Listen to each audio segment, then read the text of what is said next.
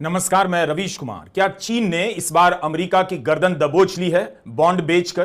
कहा जा रहा है कि चीन ने अमेरिका का बॉन्ड खरीद कर उसकी गर्दन अपने हाथ में ले ली थी ताकि जब भी जरूरत पड़े बॉन्ड बेचकर अमेरिका को छटपटाता छोड़ दिया जाए। सबकी नजर चीन पर होगी ही, क्योंकि चीन ने भी कह दिया है हम झुकने वाले नहीं हैं, डरने वाले भी नहीं। जाहिर है दुनिया इस बात को लेकर उलझी रहेगी कि चीन और अमेरिका के बीच इस बार व्यापारिक जंग कुछ अलग स्तर का होने वाला है जो शायद बड़ी तबाही ला सकती है। लेकिन अमेरिका में इस एंगल पर खूब बहस हो रही है कि ट्रंप को दरअसल इन सब से हंगामा मचाना था ताकि शेयर मार्केट में हाहाकार मच जाए, शेयर के दाम गिर जाएं तो उनके लोग कम दाम पर खरीद लें और फिर एक दिन फैसले पर रोक लगा दिया जाए ताकि मार्केट चढ़ते ही उनके हाथों में अरबों डॉलर रुपए आ जाएं। डोनाल्ड ट्रंप भारतीय समय शाम 7 बजे के आसपास कहते हैं कि शेयर खरीदने का अच्छा मौका है। अपनी पोस्ट में डीजेटी लिखते हैं जो उनके नाम के पहले अक्षर हैं और शेयर लिस्टिंग में उनकी कंपनी का नाम भी। आधी रात के बाद टैरिफ पर रोक लगा दी जाती है। शेयर बाजार की दुनिया में इसे इनसाइडर ट्रेडिंग कहा जाता है। यह अपराध है हर देश में। 2 दिन पहले जब अफवाह उड़ी कि ट्रंप रोक लगाने वाले हैं तो उनके सचिवों ने कह दिया सवाल नहीं उठता। व्हाइट हाउस ने खंडन कर दिया कि यह फेक न्यूज है, जिससे बाजार में आई हल्की सी बढ़त उलट गई और मार्केट गिरना शुरू हो गया। मगर जैसे ही ट्रंप की ताजा घोषणा के बाद अमेरिकी शेयर बाजार में उछाल आया, अमेरिका के कुछ सीनेटर मांग करने लगे कि यह इनसाइडर जॉब है, इसकी जांच होनी चाहिए। So I have questions about the tariff announcements today. Who benefited and who made money? And this should matter to you too, because this could be an enormous scam. What we know is that about 9:30 today, Trump posts on social media that people should buy. It's a good time to buy. And then 3 hours later, guess what? He announces that there's going to be a 90-day suspension of many of the tariffs. Predictably, the market, which had been crashing, shoots up, and anyone who made investments early today likely made a lot of money. And so the question is, who close to Trump knew that he was going to suspend the tariffs? Which of his Mar-a-Lago friends or his billionaire advisors were able to capitalize on that inside information? Why did Trump send out that post to his supporters earlier in the day? Republicans in Congress have a chance to stop him right now. If they do nothing, they, along with Trump, are responsible for the fallout. Congress could end this dangerous trade war right now by passing my bipartisan resolution with Senator Ron Wyden to turn off the fake emergency authority that Donald Trump is using to impose his worldwide and chaotic tariffs. अगर ऐसा हुआ है तो दुनिया के लोग बेवकूफ बन गए, मगर शेयर मार्केट का मामला बड़ा जटिल होता है। इतनी आसानी से साबित नहीं हो जाएगा कि ट्रंप ने मार्केट गिराकर अपने लोगों को फायदा पहुंचाया। मार्केट गिर रहा था दुनिया भर में, 10 अप्रैल को रिकवर भी किया, लेकिन अगर आंकड़ों पर नजर डालिए तो अभी भी अमेरिकी मार्केट पूरी तरह रिकवर नहीं किया है। जनवरी महीने से आकलन लगाएंगे तो अभी भी नैस्डैक करीब 12% नीचे है। इसका जिक्र हम इसलिए कर रहे हैं क्योंकि अमेरिका में बहस हो रही है कि कहीं जानबूझकर टैरिफ तो नहीं लगाया गया ताकि मार्केट गिर जाए, शेयर खरीद कर फायदा उठा ले। भारत में भी ऐसा हुआ था। लोकसभा चुनाव के समय भी प्रधानमंत्री मोदी ने शेयर मार्केट में पैसा लगाने की बात की थी, उसे लेकर कई सवाल उठे। फिलहाल चीन पर फोकस करते हैं। आमतौर पर चीन बहुत ज्यादा नहीं बोलता, लेकिन इस बार चीन भी बोल रहा है। चीन में ट्रंप और अमेरिका को लेकर खूब मीम बनाए जा रहे हैं कि अमेरिकी लोग चीन की फैक्ट्रियों में जूते बना रहे हैं, फीते लगा रहे हैं। क्या हम कोई नया चीन देख रहे हैं जो दुनिया की बहस में अब बोलकर शामिल होने लगा है? ट्रंप जितना चीन को फुफकार रहे हैं, चीन भी उतना ही उन्हें ललकार रहा है। चीन के विदेश मंत्रालय ने 1953 का चेयरमैन माओ त्से तुंग का एक वीडियो जारी किया है और उनकी बातों को दोहराते हुए साफ साफ कह दिया है कि चीन चीन है, पीछे नहीं हटेगा। चीन को पीछे हटना नहीं आता है। इस बयान से साफ हो गया कि ट्रंप ने जिन 70 देशों पर लगे टैरिफ को रोका है, उनका साथ भी उन्हें मिल जाएगा, तब भी चीन अमेरिका के दबाव में नहीं आएगा। और यह मानकर चलना बेवकूफी है कि ये 70 देश चीन के साथ लड़ाई में अमेरिका के साथ आ ही जाएंगे। ऐसा होगा भी नहीं। तो कुल मिलाकर चीन और अमेरिका के बीच तनातनी के माहौल में अभी कोई सुधार नहीं आया है। टैरिफ के फैसले पर रोक लगाने से कुछ भी नहीं बदला। यह सोचा जाना चाहिए कि चीन ने माओ के जरिए अपनी बात क्यों रखी। यह भाषण तो 7 फरवरी 1953 का है। माओ त्से तुंग ने Chinese People's Political Consultative Conference में यह भाषण दिया था। उस समय 2.5 साल से कोरियन युद्ध चल रहा था। अमेरिका दक्षिण कोरिया के साथ था और चीन उत्तरी कोरिया के साथ। तब माओ ने कहा था कि यह युद्ध कितना भी लंबा चल जाए, हम झुकेंगे नहीं। हम तब तक लड़ेंगे जब तक पूरी तरह से जीत नहीं जाते। जब तक अमेरिका और रूस के बीच लड़ाई चल रही थी, चीन अपने भीतर के मामलों में फोकस कर रहा था। अब चीन दोबारा से मजबूत स्थिति में आ गया है कि पश्चिम से लोहा ले सकता है। अमेरिका आज पश्चिम को भी धक्का देने लगा है। अधिकांश पश्चिमी देश चीन की तरफ देखने लगे हैं। चीन के विदेश मंत्रालय ने यह वीडियो जारी कर याद दिला दिया है कि चीन किस मिट्टी का बना है। 时间要打多久？我讲我们不要做决定，由过去是由斗罗们，以后是由安氏好业或者买个的将来的什么总统，由他们去决定。就是说，他们要打多久就打多久。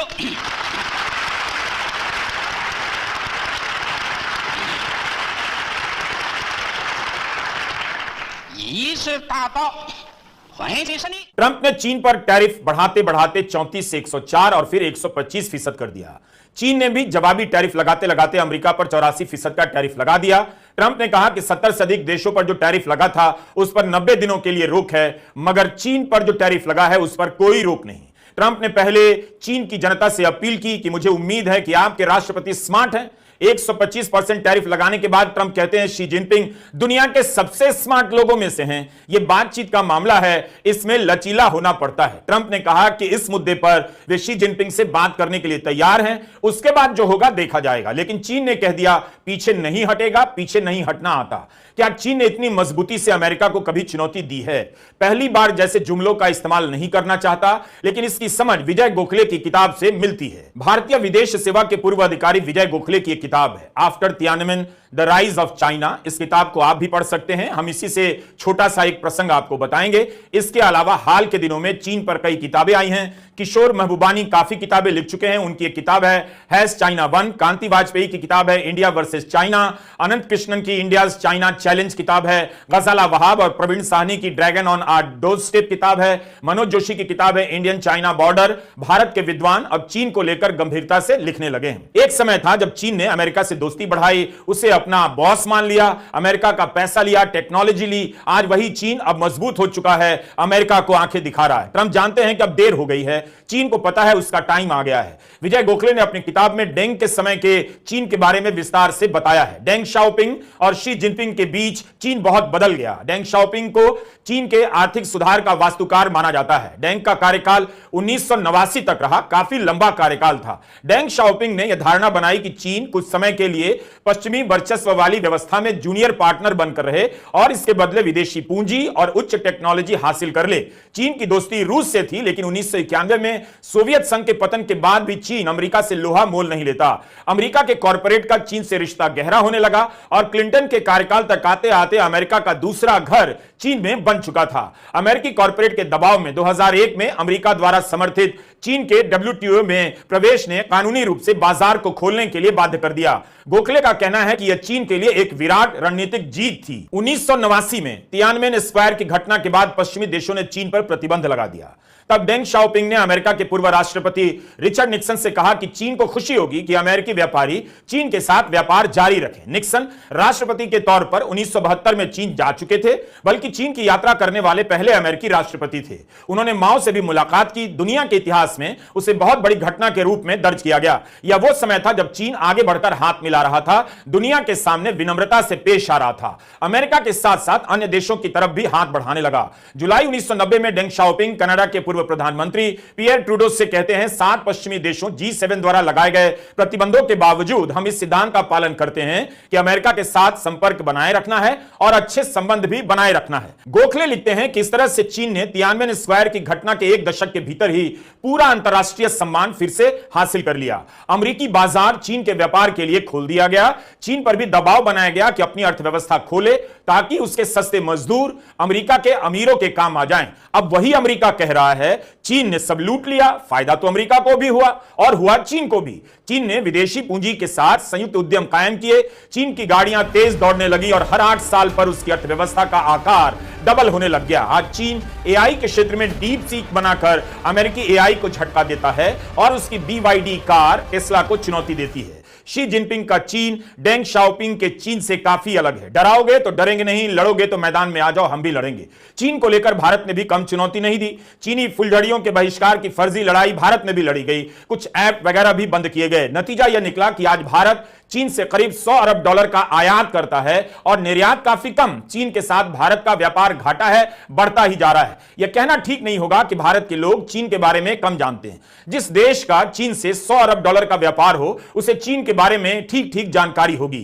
तो क्या इस लड़ाई का फैसला तभी होगा जब ट्रंप चीन के मामले में पीछे हटेंगे, चीन से टैरिफ हटाएंगे। उन्होंने टैरिफ की सारी लड़ाई का सारा जाल चीन को केंद्र में रखकर बुना है। जिस तरह से बाकी देशों पर टैरिफ लगाकर ट्रंप ने रोक लगाई, क्या ट्रंप को चीन के मामले में भी अपना फैसला बदलना पड़ेगा? अभी तक ट्रंप भी चीन को लेकर पीछे नहीं हटे, बार बार कह रहे हैं शी जिनपिंग के साथ बातचीत के लिए तैयार हैं, मगर चीन ने एक बार भी नहीं कहा कि हम भी तैयार हैं। यही कहा कि वो किसी भी तरह के युद्ध के लिए तैयार है। यह बातचीत तभी होगी जब ट्रंप टैरिफ पूरी तरह से वापस लेंगे। क्या ट्रंप दुनिया के सामने शर्मिंदा होने के लिए तैयार हैं? It was written from the heart. It was written as something that I think was very positive for the world and for us.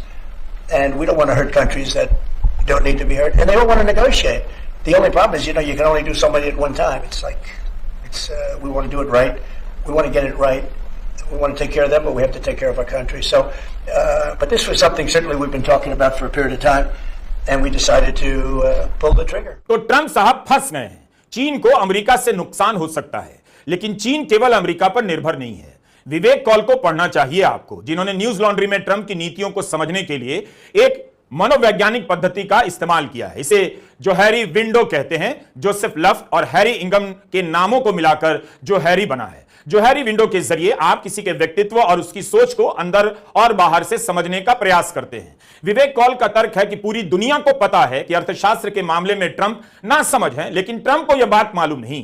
उन्हें लगता है कि वो जो कर रहे हैं वही सही है। ट्रंप को लगता है उनकी टैरिफ रणनीतियों से कंपनियां अमेरिका में कारखाने लगाने के लिए प्रोत्साहित होंगी ताकि नौकरियां पैदा होंगी, लेकिन इस योजना की व्यवहारिकता पर कई सवाल है। टैरिफ के कारण फैक्ट्रियां वापस अमेरिका में आ सकती हैं, मगर उत्पादन की लागत बढ़ जाएगी, प्रोडक्ट महंगा होगा, मुद्रास्फीति बढ़ेगी, क्रय शक्ति घट जाएगी। लागत घटाने के लिए रोबोट का इस्तेमाल होगा, नौकरियां फिर से कम होंगी।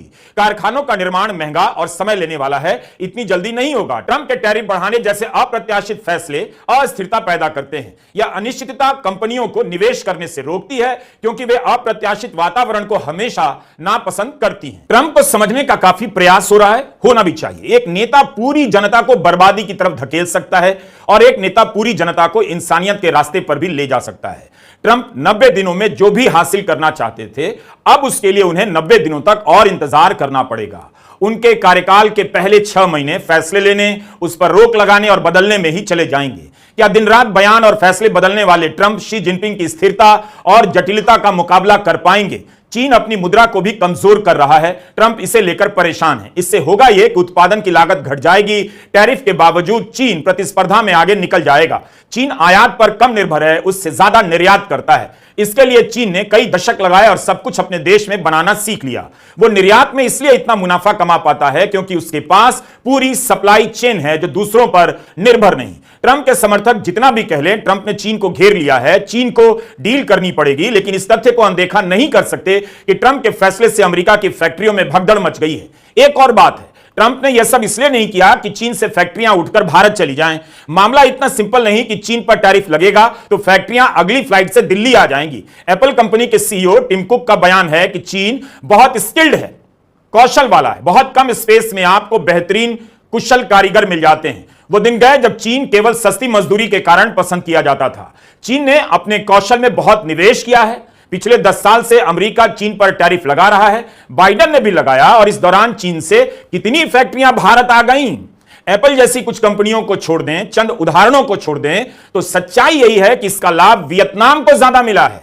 वियतनाम एक दूसरा चीन बनता जा रहा है। अमेरिका ने वियतनाम पर 46% टैरिफ लगाया है। वियतनाम के उप प्रधानमंत्री वॉशिंगटन में हैं और टैरिफ को लेकर बातचीत कर रहे हैं। वियतनाम ने कहा है कि वह अमेरिकी आयात से टैरिफ हटाने के लिए तैयार है, जीरो करने के लिए तैयार है। इस पर अमेरिका के ट्रेड सलाहकार ने कहा है कि यह काफी नहीं, टैरिफ के अलावा जो चीटिंग की जाती है उसका भी ज्यादा प्रभाव है। इस बात को स्वीकार कर लेना चाहिए कि वियतनाम ने पिछले 10 साल में मैन्युफैक्चरिंग के मामले में भारत को काफी पीछे छोड़ दिया है। इसी 9 अप्रैल को द हिंदू में दक्षिण पूर्व एशिया मामलों के जानकार लवपुरी ने लिखा है कि वियतनाम एशिया का टाइगर बन गया है। वियतनाम की प्रति व्यक्ति आय भारत से डबल है। भारत की प्रति व्यक्ति आय $2400 है, जबकि वियतनाम की प्रति व्यक्ति आय $5000। विशेषज्ञों का मानना है कि आने वाले कुछ वर्षों में ही वियतनाम की अर्थव्यवस्था इंडोनेशिया और फिलीपींस से भी बड़ी हो जाएगी। मैन्युफैक्चरिंग के साथ साथ पर्यटन के क्षेत्र में भी अद्भुत विकास हुआ है, इसके लिए भी शानदार बुनियादी ढांचा खड़ा किया गया है, जिसमें बढ़िया पब्लिक ट्रांसपोर्ट और पर्यटकों की सुरक्षा,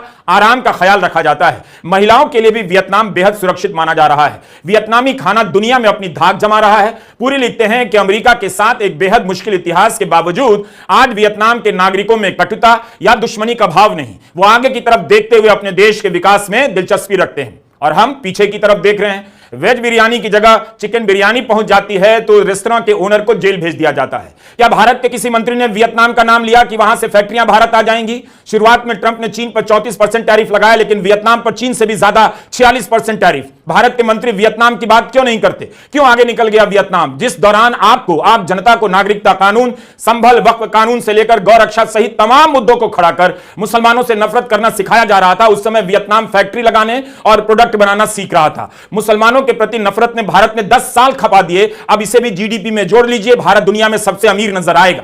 भारत खुद को अमेरिका और चीन के मुकाबले खड़ा करना चाहता है, लेकिन बात वियतनाम की भी नहीं कर पाता। क्या इसलिए कि भौगोलिक आकार में वियतनाम एक छोटा देश है? टैरिफ के कारण चीन से फैक्ट्री भारत आ जाएगी। इस तरह के नोटबंदी छाप सपने से बचना चाहिए। दुनिया की जीडीपी में अमेरिका और चीन का हिस्सा मिला दिया जाए तो करीब 40% हो जाता है। अमेरिका का 26% से अधिक और चीन का 16% से अधिक योगदान है। दुनिया की जीडीपी में भारत का योगदान 4% से भी कम है। कितनी अमेरिकी कंपनियों ने कहा है कि हम भारत की तरफ देख रहे हैं, लेकिन भारत में माहौल बनाया जा रहा है कि इससे भारत को फायदा होगा। ट्रंप ने टैरिफ पर रोक लगाई, वापस नहीं लिया। 90 दिनों के भीतर डील करनी पड़ेगी, हम फिर से वहीं पर होंगे। अभी किसी को पता नहीं ट्रंप भारत को रियायत देंगे या जो कहते रहे भारत को वही करना पड़ेगा। व्यापार युद्ध से अमेरिका के अमीरों को लगा होगा कि उनकी पूंजी खाक हो जाएगी तो हाय तौबा मचाने लगे। ट्रंप किसी चीज को लेकर सीरियस नहीं लगते। उनके लिए फैसला लेना, फैसले को रोक देना और पलट जाना कोई बड़ी बात नहीं। वो इन सब में अंतर्विरोध नहीं देखते। जब लोगों ने पूछा क्यों रोक लगा दी टैरिफ पर, तो कहने लगे लोग लाइन से बाहर आकर कूदने लग गए। अमेरिका और दुनिया में लोग इसलिए कूद रहे थे कि उनका पैसा डूब रहा था। ट्रंप कहते हैं कूदते कूदते झूमने लगे थे। Well, I thought that people were jumping a little bit out of line. They were getting yippy, you know. They were getting a little bit yippy, a little bit afraid, unlike these champions, because we have a big job to do. No other president would have done what I did. No other president. I know the presidents, they wouldn't have done it. And it had to be done. What was happening to us on trade, not only with, you know, if you look at it, not only with China, but China was by far the biggest abuser in history, and others also, but somebody had to do it. They had to stop because it was not sustainable. Line से बाहर आकर कूदने वालों में तो Elon Musk भी थे। Musk का कितना नुकसान हो गया, शेयर डूबने लगे, कारों की बिक्री कम हो गई। मस्क ने भी ट्रंप के टैरिफ से खुद को अलग कर लिया, कहा टैरिफ से अमेरिका में मंदी की आशंका बढ़ सकती है। जनवरी से 8 अप्रैल के बीच मस्क की कंपनी टेस्ला का शेयर 50% से ज्यादा टूट गया। टैरिफ पर रोक लगते ही एक दिन में 22% से भी ज्यादा रिकवर कर गया। ट्रंप पर अमीरों का दबाव तो पड़ा ही होगा, लेकिन इस लड़ाई का अंतिम फैसला अभी बाकी है। राष्ट्रपति बनने के बाद ट्रंप ने कितने ही अरबपतियों को अपनी टीम का हिस्सा बनाया है। उन्हें नाराज कर आखिर वे कब तक चल सकते थे? शेयर बाजार की गिरावट को वे अमीरों पर हमला बता रहे थे, लेकिन अमीरों के कारण इस फैसले पर रोक लगा दिया जाता है। सिर्फ इसी से कहा जा सकता है कि ट्रंप अमीरों के आगे झुक गए हैं। अभी फैसला मत दीजिए। अमीरों का कभी किसी लड़ाई में कोई नुकसान नहीं होता, सत्ता पर उन्हीं की पकड़ रहती है। ट्रंप ने अभी तक इसे नहीं बदला है। ट्रंप की एक और दलील है जिसे देखने की कोशिश करते हैं। जब अमेरिकी शेयर बाजार गिरने लगा तो ट्रंप और उनके सचिव कहने लगे हमें फर्क नहीं पड़ता। अमेरिका का 50% आबादी शेयर बाजार में नहीं है। जिन लोगों ने पैसे लगाए उन्होंने 4 दशक में काफी पैसे कमाए। भारत में भी शेयर बाजार में 11 करोड़ लोग पैसे लगाते हैं, तो क्या इस तर्क से शेयर बाजार को डुबा दिया जाए? जाहिर है यह बेहद फालतू तर्क था। शेयर मार्केट असली इकोनॉमी नहीं है, लेकिन इकोनॉमी का एक बड़ा हिस्सा तो है ही। उसे डूबने के लिए कैसे छोड़ा जा सकता है? क्या ट्रंप इस तथ्य को स्वीकार नहीं करना चाहते कि मार्केट में हाहाकार मचने के कारण टैरिफ पर रोक लगानी पड़ी? अमेरिका के अमीर ओलिगार्क यानी छोटे से अमीरों का जो समूह है ताकतवर, उनकी नाक में दम कर दिया। जो राष्ट्रपति कह रहे थे शेयर बाजार की परवाह नहीं करते, टैरिफ रोकने का कोई प्लान नहीं, अंत में रिजल्ट शानदार आएगा, अमेरिका अमीर बनेगा, उसी ट्रंप ने टैरिफ पर 90 दिनों तक के लिए रोक लगा दी। 2 दिन में ऐसा क्या हो गया कि ट्रंप को टैरिफ पर रोक लगानी पड़ी? जिस शेयर बाजार को लेकर ट्रंप बात नहीं करना चाहते थे, आज कह रहे हैं कि शेयर खरीदिए और 2000 इंडेक्स बढ़ने का श्रेय भी लिए जा रहे हैं। You have to have flexibility. I could say, here's a wall, and I'm going to go through that wall. I'm going to go through it no matter what. And keep going, and you can't go through the wall. Sometimes you have to be able to go under the wall, around the wall, or over the wall. These guys know that better than anybody, right? You got to go around them sometimes. You're not going to go through them. So I consider, you know, I think in financial markets, because they change. Look how much it changed today. We went from, you know, pretty moderate today, but over the last few days it looked pretty glum, to, I guess they say it was the biggest day in financial history. That's a pretty big change. And I think the word would be flexible. You have to be flexible. Like he's asking the question about some companies. Some companies, through no fault of their own. They happen to be in an industry that is more affected by these things than others. You have to be able to show a little flexibility.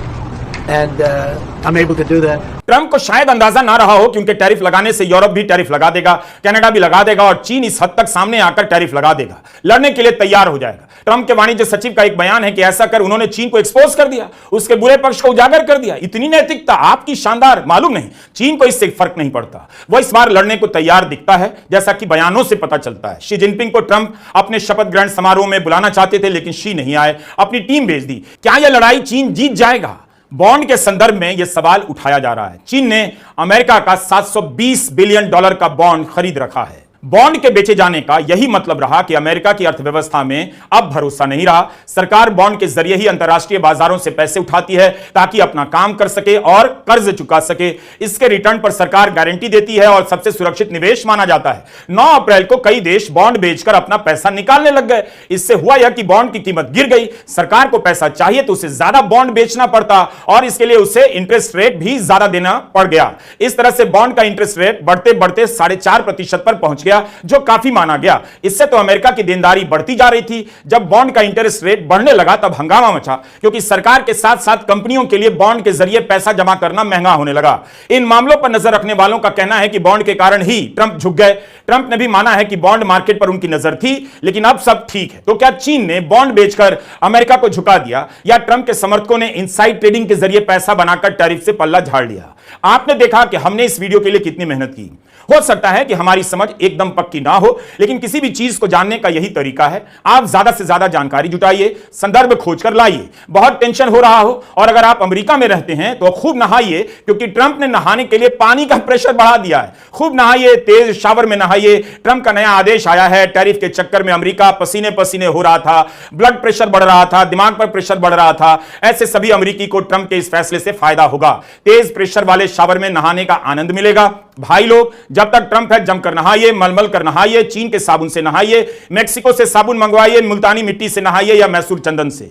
America में नियम था कि 1 minute में 9.5 litre पानी से ज्यादा की supply नहीं हो सकती, लेकिन ट्रंप ने वो नियम बदल दिया। ओबामा ने इस सीमा को शुरू किया, फिर ट्रंप ने अपने पहले कार्यकाल में हटाया, लेकिन बाइडेन ने इसे बहाल कर दिया। प्रेशर बढ़ा देने से पानी का बिल भी बढ़ जाएगा, लेकिन ट्रंप को चिंता किस बात की? फैसला ही तो लेना है, जब ठीक नहीं होगा वापस ले लेंगे। In my case, I like to take a nice shower to take care of my beautiful hair. Stand under the shower for 15 minutes till it gets wet. It comes out drip, drip, drip. It's ridiculous. ऐसा बंदा पूरी दुनिया में एक ही नजर आता है जो सबके पसीने छुड़ाकर शावर से नहाने का मौका देता है। कह रहा है कि शावर का प्रेशर अच्छा होना चाहिए क्योंकि उसे अपने सुंदर बालों का ध्यान रखना होता है। यह बंदा मेरा फ्रेंड नहीं है, बल्कि अमेरिका का राष्ट्रपति है। नमस्कार, मैं रवीश कुमार।